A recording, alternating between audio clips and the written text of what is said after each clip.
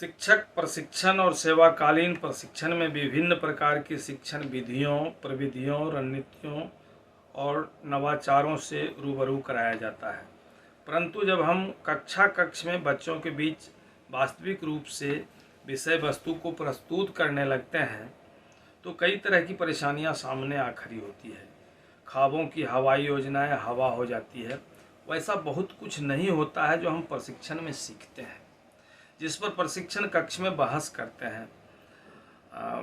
खासकर सुदूर ग्रामीण क्षेत्र के स्कूलों में सब कुछ जुदा होता है, इसलिए कक्ष में उस अनुसार काम करने से अपेक्षित परिणाम प्राप्त नहीं हो पाता है, जिससे खींच और नकारात्मक विचार उत्पन्न होने लगते हैं।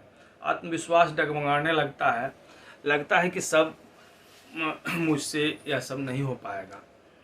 मेरा मानना है कि शिक्षक होने के लिए हमें दक्ष और पेशेवर होने की ज़रूरत होती है, ताकि पाठ, विषय वस्तु, स्थान, समय, स्थिति, परिस्थिति, ज़रूरत, वातावरण और शिक्षार्थी के अनुरूप अपनी विधियों, प्रविधियों, पद्धतियों और रणनीतियों का चयन करें तथा उसमें आवश्यक बदलाव कर सकें।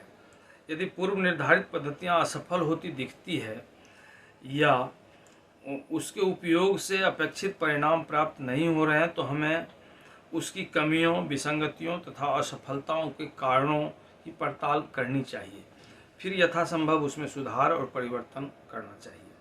शिक्षार्थियों के स्तर को जानना, उसकी कठिनाइयों व आवश्यकताओं को समझना, पाठ की ज़रूरत के हिसाब से एक या कई विधियों का चयन करना, पाठ के अनुरूप शिक्षण अधिगम सामग्री का चयन करना तथा सकारात्मक व सहयोगी वातावरण का निर्माण करना अहम कार्य है जो हमें सफलता की ओर ले जाती है। शिक्षक पेशा में आने के बाद प्रारंभ में नित्य नई कठिनाइयों का सामना करना पड़ता था। फिर कई सेवाकालीन प्रशिक्षणों को प्राप्त करने के बाद कई मुश्किलें खुद दूर हो गई, पर नई तरह की कठिनाइयाँ आती रही। मैं उसे चिन्हित करता रहा, उसके कारणों की पड़ताल करता रहा और नई पहल की ओर अग्रसर होता रहा। वर्गानुसार शिक्षार्थियों में भाषाई स्तर के सामर्थ्य में अंतर होता है, इसलिए जब मुझे इन चीज़ों का बोध हुआ तो मैंने अलग अलग कक्षाओं में तदनुरूप भाषा का प्रयोग अलग अलग तरह से करना प्रारंभ किया। मैं शिक्षार्थियों के शब्द भंडार को दृष्टिगत रखते हुए शब्दों का इस्तेमाल करता हूँ, जिससे संवाद बोधगम्य हो जाता है।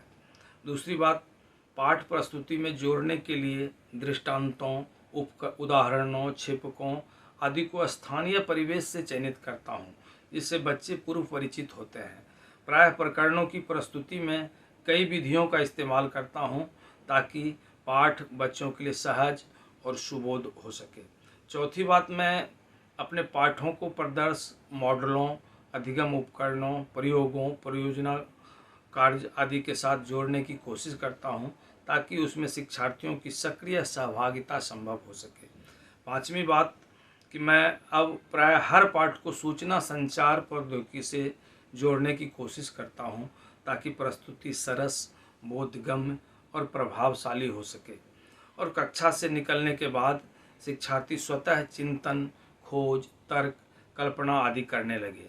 अंत में मैं पाठ पूरा करने के बाद शिक्षार्थियों का विभिन्न तरीके से मूल्यांकन करने की कोशिश करता हूं, जो अधिगम का बेहतरीन टूल्स बनकर बच्चों पर प्रभावशाली असर डालता है।